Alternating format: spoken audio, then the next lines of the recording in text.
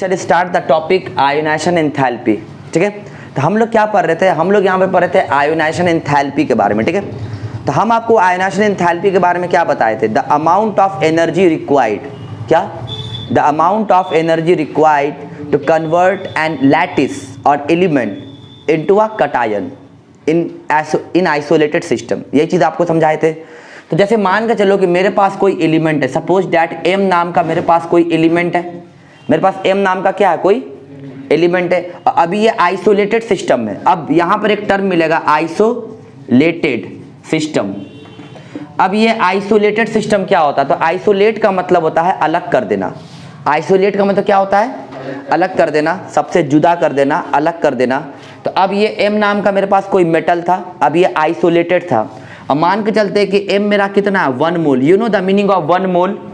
तो एक बात याद रखिएगा, आयोनाइजेशन एंथैल्पी हो या इलेक्ट्रॉन गेन एंथैल्पी हो, ये सब हम लोग 1 मोल के लिए डिफाइन करते हैं। सिद्धू किसके लिए डिफाइन करते हैं, 1 मोल के लिए डिफाइन। इस चीज़ को हमको याद रखना है, क्योंकि इसका यूनिट ही हो जाएगा किलो। इसका जो यूनिट होगा ना वो आपको केजी पर मोल हो जाएगा। समझ लो ना मेरी बात, हम क्या बता रहे हैं। तो हम लोग हाँ एनसीईआरटी बुक में दिया हुआ इन टर्म्स हाँ लिखेंगे अभी जस्ट, लेकिन इन टर्म्स ऑफ मोल आएगा। क्या आएगा, इन टर्म्स ऑफ मोल आएगा। अभी हम लिखेंगे आगे, इसका यूनिट डिराइव करके लाएंगे, सारा कुछ फॉर्मूला सब लाएंगे। तो अब मेरी बात को जरा ध्यान से समझना, हम यहाँ पर क्या बता रहे हैं। तो आयोनाइजेशन एंथैल्पी क्या है, ऐसा एनर्जी जो कि 1 मोल किसी भी आइसोलेटेड लैटिस को कन्वर्ट कर दे किस में, बोलिए, कटायन में। क्या बताया आपको, बैठिए एक सेकंड। ओके, तो हम आपको क्या बता रहे थे कि मेरे पास 1 मोल कोई भी लैटिस है। 1 मोल क्या है, कोई भी लैटिस है। लैटिस कौन बनाता है, मुस्तकीम आलम, लैटिस कौन बनाता है, लैटिस कोई आयोनिक कंपाउंड बनाएगा या लैटिस कौन बनाएगा, कोई मेटल बनाएगा। तो 1 मोल लैटिस को कटायन में कन्वर्ट करने के लिए जितना एनर्जी चाहिए उसी को बोलेंगे क्या, लैटिस मेटल भी बनाता है और लैटिस आपको ना आयोनिक कंपाउंड ही बनाएगा। लैटिस का मतलब बताए थे ना आपको, लैटिस का मतलब बताए थे, क्रिस्टलाइन सॉलिड का जो स्मॉल यूनिट होता है उसी को लैटिस कहते हैं। कोई भी जो क्रिस्टलाइन सॉलिड होता है वो किससे बनता है, छोटे छोटे लैटिस से बनता है। किससे बनता है ना, क्रिस्टलाइन सॉलिड का यूनिट होता है कौन, लैटिस। इस चीज को याद रखना है, हम लोग पढ़ेंगे सॉलिड स्टेट चैप्टर में लैटिस के बारे में। ओके, तो अब यहाँ पर सब लोग ध्यान से सुनना कि मेरे पास 1 मोल कोई भी लैटिस है, चाहे मेटल है चाहे कोई आयोनिक कंपाउंड है, और उसको कन्वर्ट करना है किसमें, कटायन में। उसको किस में कन्वर्ट करना है, तो उसके लिए हमको जितना एनर्जी चाहिए that is called what, ionisation enthalpy. और ये सारा चीज हम कैसे सिस्टम में करेंगे, आइसोलेटेड सिस्टम में करेंगे। समझ में आ गया, कोई दिक्कत नहीं। तो अब जैसे मान चलो ये मेरा कोई एम नाम का कोई एलिमेंट है, ठीक है।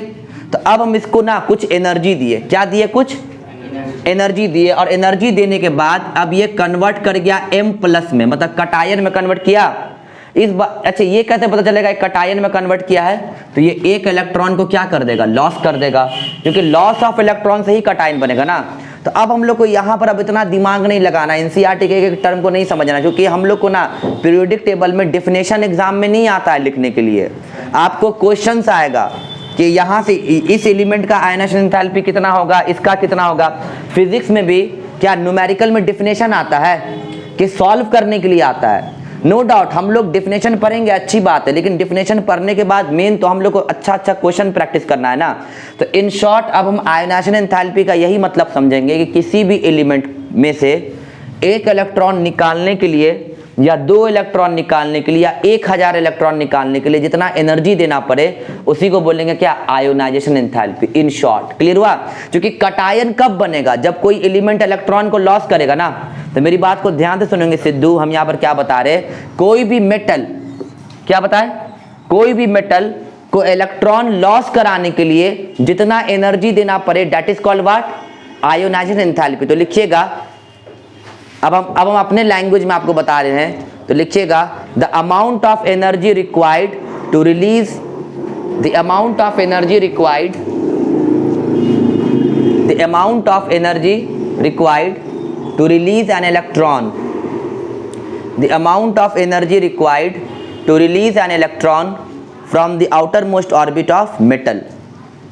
समझ में आ गया ना, the amount of energy required to release an electron from the outer most orbit of a metal. It is clear ना? जो लोग एनसीईआरटी बुक घर पे जाकर पढ़ते हो तो उनको दिक्कत नहीं हो। तो इन शॉर्ट हम लोग को आयोनाइजेशन एंथैल्पी के बारे में मोटा मोटी क्या समझ में आया?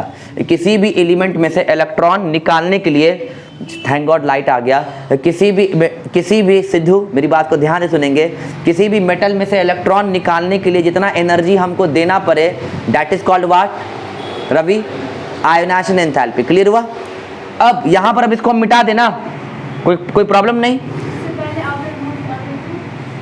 From the outer most orbit of an element या कोई metal, the amount of energy required to release the electron from the outer most orbit of a metal. इतना मत लिख लिए ना। अब एक छोटे से एग्जाम्पल से आपको समझाते हैं, मेरी बात आप समझ जाओगे। जैसे मान कर चलो कि मेरे पास पोटाशियम है। मेरे पास क्या है? देखो आयोनाइजेशन एंथैल्पी समझ जाओ, सारा क्वेश्चन बनना शुरू हो जाएगा तुमसे।